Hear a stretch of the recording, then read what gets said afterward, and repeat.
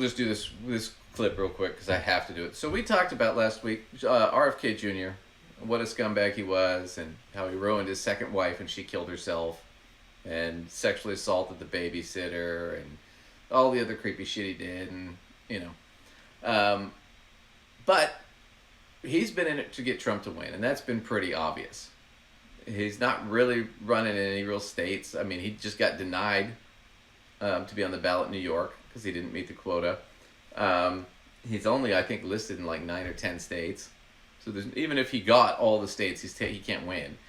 So he's really been running because he thought he'd be a spoiler to get Trump elected over Biden. Well, Biden's out, and most of his voters have flipped over to Kamala Harris.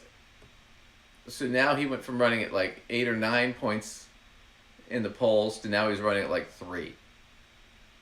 And almost all of the people went to Kamala Harris. So he went to Trump after the shooting thing what happened when Trump got shot in the ear, right?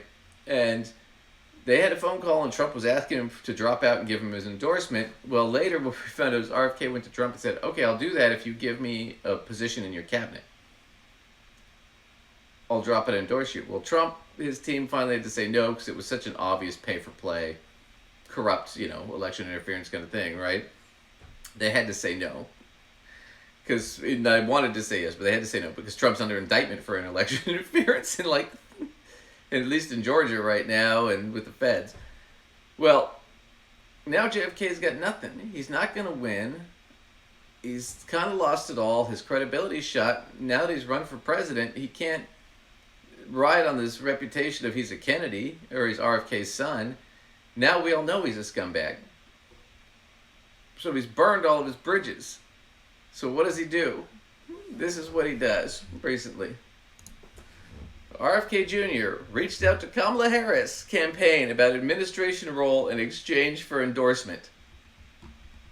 So he did the same thing to President Harris, or Vice President Harris. Independent presidential candidate Robert F. Kennedy Jr. campaign reached out to Vice President Kamala Harris's campaign to arrange a meeting about a possible role in her administration if he drops out of the race and endorses her, which would be corrupt and wrong. So of course she said no.